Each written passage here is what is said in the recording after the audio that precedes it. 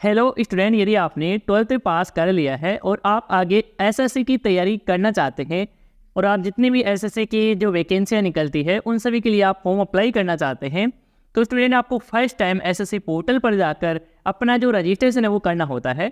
Registration करने के बाद में आपको एक रजिस्ट्रेशन नंबर और पासवर्ड है वो मिल जाता है। तो आप इस रजिस्ट्रेशन पासवर्ड के माध्यम से ही एसएससी पोर्टल पर लॉगिन होकर जितनी भी वैकेंसियां निकलती है उन सभी के लिए फॉर्म अप्लाई कर सकते हैं। तो स्टूडेंट आपको एसएससी पोर्टल पर जाकर फर्स्ट टाइम अपना जो रजिस्ट्रेशन है वो किस प्रकार से कैसे क्या करना होता है, तो जानने के लिए इस वीडियो में एंड तक बने रहिए।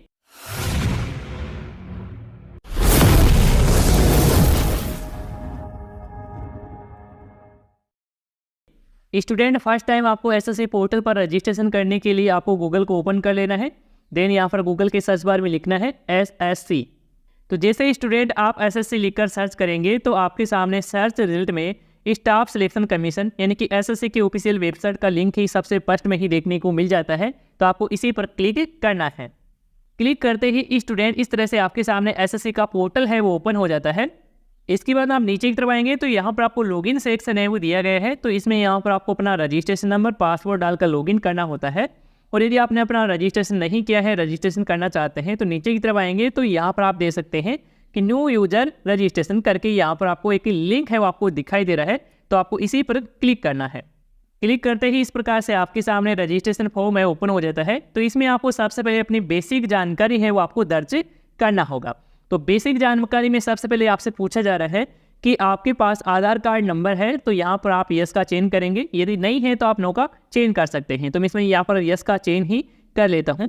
इसके बाद में यहाँ पर आपको अपने आधार कार्ड के 12th डिजिट जो नंबर है वो यहाँ पर आपको फिल करना है। इसके बाद में आपको फिर से आधार कार्ड नंबर है इसमें यहाँ पर आपको दर्ज करना होगा, यानी कि आपको आधार कार्ड नंबर को वेरीफाई करना होगा। और स्टूडेंट यहाँ पर आप नो का चयन करते हैं तो यहाँ पर आपको आईडी है वो आपको सिलेक्ट करना होगा, यानी कि आधार कार्ड के अलावा जो भी आपके पास आईडी है वो यहाँ पर आप सिलेक्ट कर सकते हैं। जैसे कि ड्राइविंग लाइसेंस है, एम्प्लॉयर आईडी है, या फिर आप पैन कार्ड लगा सकते हैं, पासपोर्ट लगा सकते हैं, या स्कूल कॉलेज की कोई आईडी है, वोटर आईडी कार्ड है, वो यहाँ पर आप लगा सकते हैं। तो जो भी आपके पास आधार कार्ड के अलावा ये डॉक्यूमेंट में से कोई भी एक डॉक्यूमेंट है तो वो आप अपने अकॉर्डिंग सेलेक्ट कर सकते हैं। जैसे कि मैं यहाँ पर पैन कार्ड सेलेक्ट करता हूँ तो यहाँ पर आपको जो पैन कार्ड नंबर है वो आपको दर्ज करना होगा। इसके बाद में स्टूडेंट आप नीचे की तरफ आएंगे तो यहाँ पर आपको अपना जो फुल नेम है वो आपको डालना है। इसके बाद में आपको अपने नाम को वेरीफाई है वो आपको करना है। इसके अलावा स्टूडेंट यहाँ पर आप देख सकते हैं कि आपने अपना नाम है वो चेंज करवाया है तो आप यस का चयन कर सकते हैं। यदि नहीं करवाया है, सेम है, तो आपको नो का ही चयन है इसमें रहने देना है। अब नीचे की तरफ आएंगे तो यहाँ पर आपको फादर नेम है वो यहाँ पर आपको फिल करना होगा। फुल नेम ही आपको दर्ज करना है और इंग्लिश में दर्ज करना है। इसके बाद आपको फादर का नाम है वेरीफाई है वो करना है, यानी कि यहाँ पर जो नाम फिल किया है वो यहाँ पर आप फिल कर देंगे। इसके बाद में आपको मदर का नाम है वो यहाँ पर आपको इंग्लिश में दर्ज करना है। इसके बाद मदर का नाम है वो आपको वेरीफाई करना है। तो इस प्रकार से आप अपनी डबल जानकारी फिल करेंगे और अपनी जानकारी को वेरीफाई करेंगे। इसके बाद में स्टूडेंट यहाँ पर आपको डेट ऑफ बर्थ का सेक्शन है वो दिया गया है। तो आपकी जो डीओवी है, डेट ऑफ बर्थ है, इस कैलेंडर के माध्यम से आप सिलेक्ट है वो कर सकते हैं। तो जो भी आपकी डीओवी है, डेट ऑफ बर्थ है, वो यहाँ पर आप सिलेक्ट है वो कर सकते हैं। इसके बाद आपको अपनी डीओवी डेट ऑफ बर्थ को यहाँ पर आपको कन्फर्म भी कर लेना है। डेट ऑफ बर्थ सेलेक्ट करने के बाद आप नीचे की तरफ आएंगे तो यहाँ पर आपको पॉइंट नंबर 6 में देख सकते हैं कि यहाँ पर आपको मैट्रिक यानी 10th क्लास आपने पासिंग की है उसकी जानकारी है वो यहाँ पर आपको देना है। तो इसमें सबसे पहले आपको बोर्ड का चयन है वो आपको करना होगा कि आपने अपनी 10th क्लास है कौन से बोर्ड से आपने पासिंग की है। यदि आप राजस्थान के कैंडिडेट हैं तो आप राजस्थान बोर्ड सेलेक्ट कर सकते हैं, या फिर आप केंद्र बोर्ड से किए हैं तो आप सेंट्रल बोर्ड आप सिलेक्ट कर सकते हैं। फिर आपने अदर किसी स्टेट बोर्ड से आपने पासिंग की है तो आप अपने अकॉर्डिंग यहाँ से आप सिलेक्ट कर सकते हैं। इसके बाद आपको बोर्ड को फिर से आपको वेरीफाई है वो आपको करना है। इसके बाद आपको अपने 10th क्लास के एग्जामिनेशन के जो रोल नंबर है वो यहाँ पर आपको फिल करना होगा। इसके बाद आपको अपने एग्जामिनेशन के रोल नंबर को वेरीफाई करना होगा, यानी कि फिर से आपको डालना है। इसके बाद आपको पासिंग ईयर का चयन है वो आपको करना है, यानी कि आपने 10th क्लास है कौन सी ईयर से आपने पासिंग की है उस ईयर को यहाँ से आप चयन कर लेंगे। यानी कि आपने 10th क्लास है 2020 में पास की है तो यहाँ पर आप 2020 है वो सिलेक्ट कर लेंगे। इसके बाद आपको पासिंग ईयर को वेरीफाई करना है, यानी कि फिर से वही यहाँ पर आप सिलेक्ट कर लेंगे। नीचे की तरफ आएंगे तो यहाँ पर आपको जेंडर का ऑप्शन दिया गया है, तो यहाँ पर आप अपने अकॉर्डिंग सेलेक्ट कर लेंगे मेल फीमेल। इसके बाद में आपको वेरीफाई करना है। इसके बाद में देख सकते हैं कि यहाँ पर आपको अपने एजुकेशन क्वालिफिकेशन की डिटेल्स है वो आपको देना है। तो इसमें आप सेलेक्ट पर क्लिक करेंगे तो यहाँ पर आप देख सकते हैं कि अलग अलग यहाँ पर आपके सामने कैटेगरी है वो देखने को मिल जाता है। तो जितनी भी आपने पढ़ाई कर रखी है उसके अकॉर्डिंग यहाँ पर आप कैटेगरी है वो सिलेक्ट कर लेंगे। यदि आप 12वीं पास है तो यहाँ पर हायर सेकेंडरी आप सिलेक्ट कर सकते हैं। इसके अलावा डिप्लोमा कर रखा है तो डिप्लोमा सिलेक्ट कर सकते हैं। ग्रेजुएशन है तो यहाँ पर आप ग्रेजुएशन सेलेक्ट कर सकते हैं। पोस्ट ग्रेजुएशन है तो पोस्ट ग्रेजुएशन सेलेक्ट कर सकते हैं। तो मैं इसमें से 10 to+ कर लेता हूँ। इसके बाद में स्टूडेंट यहाँ पर आपको अपने जो मोबाइल नंबर है, जो एक्टिव है, चालू मोबाइल नंबर है, वो यहाँ पर आपको दर्ज करना होगा। इसके बाद में यहाँ पर आपको वेरीफाई करना है मोबाइल नंबर को।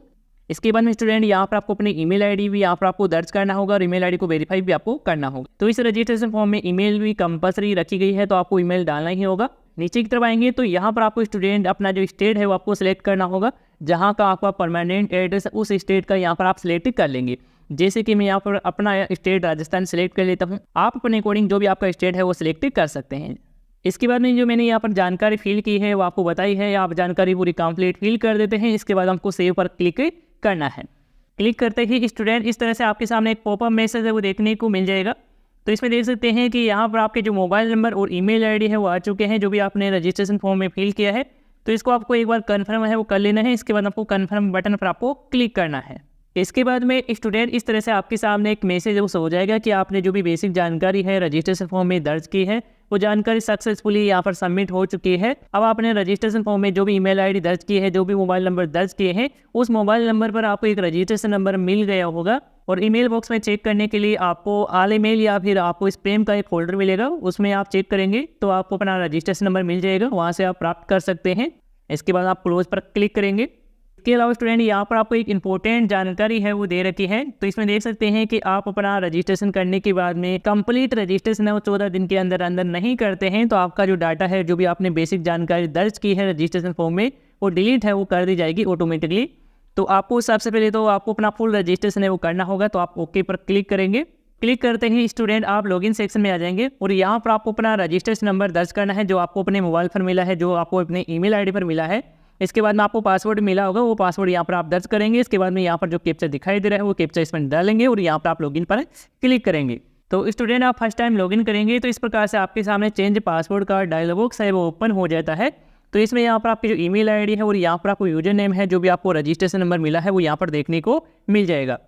अब यहाँ पर आप नीचे की तरफ आएंगे और यहाँ पर आपका जो ओल्ड पासवर्ड है, जो आपको अपने मोबाइल मैसेज में मिला है, वही यहाँ पर आपको फिल करना है। इसके बाद आपको एक पासवर्ड वो क्रिएट करना है। पासवर्ड आप 8 डिजिट से ऊपर आप रख सकते हैं, जिसमें आप अल्फ़ाबेट के capital letter, small letter, numbering, special character भी शामिल कर सकते हैं। तो ये सभी चीज़ें आप शामिल करते हुए आपको एक पासवर्ड क्रिएट कर लेना है। इसके बाद में यहाँ पर आपको पासवर्ड दर्ज कर देना है। इसके बाद में आपको पासवर्ड को कन्फर्म करना है, यानी कि यहाँ पर जो पासवर्ड दर्ज किया है वही पासवर्ड इसमें यहाँ पर आप डालेंगे। दर्ज करने के बाद आपको सबमिट पर क्लिक करना है। इसके बाद में स्टूडेंट इस तरह से आपके सामने एक मैसेज शो हो जाएगा कि आपका जो पासवर्ड है वो सक्सेसफुली चेंज है वो किया जा चुका है। इसके बाद आप क्लोज पर क्लिक करेंगे।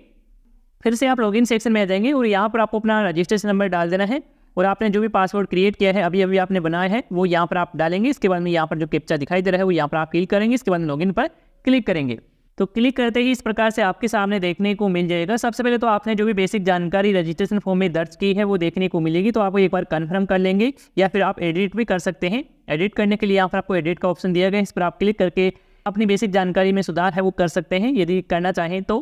नहीं करना चाहते हैं तो आप नीचे की तरफ स्क्रॉल करेंगे। नीचे की तरफ स्क्रॉल करने के बाद नेक्स्ट पर क्लिक करेंगे। इसके बाद में नेक्स्ट स्टेप ओपन होगा और इस स्टेप में यहाँ पर आपको एडिशनल और कंटेंट डिटेल्स है वो यहाँ पर आपको फिल करना होगा। तो सबसे पहले तो आपको अपनी कैटेगरी का चयन है वो आपको करना है कि आप SC ST OBC जिस भी कैटेगरी से बिलोंग करते हैं वो यहाँ पर आप कैटेगरी का चयन करेंगे। इसके बाद में कैटेगरी को कन्फर्म करेंगे। इसके बाद में यहाँ पर आपको नेशनलिटी का चयन है वो आपको करना है कि आप इंडियन हैं तो आप इंडियन है वो सिलेक्ट कर सकते हैं। फिर आप अदर किसी कंट्री से बिलोंग करते हैं तो आप अपने अकॉर्डिंग यहाँ से आप सिलेक्ट कर सकते हैं। इसके बाद में आपको आइडेंटिफिकेशन मार्क्स है वो यहाँ पर आपको डालना है। जो भी आपके बॉडी पर जो भी आइडेंटिफिकेशन मार्क्स हो, जो भी मार्क्स हो वो यहाँ पर आप डाल देंगे। नहीं है तो आप 9 मार्क आप लिख देंगे। इसके अलावा स्टूडेंट यहाँ पर आप देख सकते हैं कि यदि आप में किसी प्रकार की डिसेबिलिटी यानी कि अपंगता पाई जाती है तो आप इसमें यस का चयन करके अपनी कैटेगरी है वो चयन कर सकते हैं। नहीं है तो इसमें आप नो का ही चयन रखेंगे। नीचे की तरफ आएंगे तो यहाँ पर आपको स्टूडेंट का परमानेंट जो एड्रेस है, जहाँ के आपके दस्तावेज बने हुए हैं, वही जो एड्रेस है वो यहाँ पर आपको फिल कर देना है, कंप्लीट एड्रेस। इसके बाद अपना स्टेट सेलेक्ट करेंगे, डिस्ट्रिक्ट का नाम है वो यहाँ पर आप सेलेक्ट करेंगे, अपने एरिया के हिसाब से पिन कोड है वो यहाँ पर आप दर्ज कर देंगे। इसके बाद में यहाँ पर आपको प्रेजेंट एड्रेस के लिए दिया गया है, यदि आपका परमानेंट एड्रेस और प्रेजेंट एड्रेस सेम है तो यहाँ पर आपको यस पर टिक करना है। यदि अलग अलग है तो यहाँ पर अलग से आप जानकारी है वो फिल कर सकते हैं अपने एड्रेस की। फिल कर देने के बाद आपको सेव पर क्लिक करना है। इसके बाद आपको नेक्स्ट पर क्लिक कर देना है। इसके बाद में स्टूडेंट अगला जो स्टेप है वो डिक्लेरेशन का देखने को मिल जाएगा। तो यहाँ पर आपको अपनी जो जानकारी को एक्सेप्ट करना है, एग्री करना है, तो यहाँ पर आप चेकबॉक्स पर क्लिक करेंगे। इसके बाद में आपको फाइनल सबमिट पर आपको क्लिक कर देना है। या फिर स्टूडेंट आपने जो भी जानकारी फिल की है उसका आप एक बार प्रिंट लेना चाहते हैं, ड्राफ्ट का प्रिंट लेना चाहते हैं, तो यहाँ पर आप टेक ड्राफ्ट प्रिंट पर क्लिक करेंगे। क्लिक करते ही आपके मोबाइल फ़ोन में एक PDF फाइल ओपन हो जाएगी। जैसे आप PDF फाइल को ओपन करेंगे तो इस प्रकार से आपके सामने PDF फाइल का इंटरफेस है वो देखने को मिलेगा। तो आपको जो भी जानकारी चेक करना है वो यहाँ से आप चेक कर सकते हैं। इसके बाद फिर से इस पेज पर आ जाएंगे और आपको फाइनल सबमिट पर क्लिक करना है। तो जैसे आप फाइनल सबमिट पर क्लिक करेंगे तो आपकी ईमेल आईडी और आपके मोबाइल नंबर पर एक OTP भेजा जाएगा। दोनों OTP को इसमें यहाँ पर आपको डालना है। जैसे कि यहाँ पर आपके मोबाइल नंबर पर जो OTP प्राप्त हुआ है वो यहाँ पर डालेंगे और आपकी ईमेल आईडी पर जो OTP प्राप्त हुआ है वो यहाँ पर आप डालेंगे। इसके बाद में यहाँ पर आपको कैप्चा दिखाई दे रहा है, यहाँ पर आप फिल कर देंगे। इसके बाद में यहाँ पर आपको सबमिट का बटन दिया गया है, इस पर आप क्लिक करेंगे। अब स्टूडेंट आपका जो रजिस्ट्रेशन है वो कंप्लीट हो चुका है और आपकी जो ये आईडी है, रजिस्ट्रेशन नंबर है वो परमानेंट हो चुका है। तो आपको इस रजिस्ट्रेशन नंबर और आपने जो भी पासवर्ड क्रिएट किया है उसको कहीं पर आप नोट कर लेंगे, क्योंकि इसी के माध्यम से हमेशा जो भी जितने भी वैकेंसी SSC की निकलती है उन सभी के फॉर्म में इसी रजिस्ट्रेशन नंबर, इसी पासवर्ड के माध्यम से आप लॉगिन करके भरेंगे। इसके बाद स्टूडेंट यहाँ पर आपको ओके पर क्लिक करना है। क्लिक करते ही इस प्रकार से लेटेस्ट जो नोटिफिकेशन है, जितनी भी वैकेंसी अभी फिलहाल में चल रही है वो यहाँ पर आप देख सकते हैं। जैसे कि यहाँ पर देख सकते हैं कि MTS की यहाँ पर जो वैकेंसी है अभी फिलहाल चल रही है, इसके फॉर्म चल रहे हैं, इसके लिए आप आवेदन कर सकते हैं। करने के लिए आप अप्लाई पर क्लिक करेंगे। क्लिक करते ही आपके सामने नेक्स्ट पेज ओपन होगा। इस पेज में आपकी जो भी जानकारी है आपके रजिस्ट्रेशन फॉर्म से उठा ली जाती है और आपको ज़्यादा कुछ जानकारी इसमें फिल नहीं करना होता है। तो स्टूडेंट जितनी भी SSC की वैकेंसी निकलती है उन सभी वैकेंसियों के लिए यहाँ से आप फॉर्म अप्लाई कर सकते हैं। तो इस प्रकार से स्टूडेंट आप इस स्टाफ सिलेक्शन कमीशन यानी कि SSC पोर्टल में अपना जो फर्स्ट टाइम रजिस्ट्रेशन है वो कर सकते हैं। तो स्टूडेंट आपको आज की वीडियो की जानकारी पसंद आई है तो इस वीडियो को लाइक कर दीजिएगा। चैनल पर यदि नहीं है तो चैनल को सब्सक्राइब करके नोटिफिकेशन बेल आप जरूर दबा लीजिएगा। तो इस वीडियो में भी इतना ही। और यदि आपको इसी से रिलेटेड कोई सवाल है, सुझाव है तो आप हमें कमेंट बॉक्स में आप बता सकते हैं। धन्यवाद दोस्तों।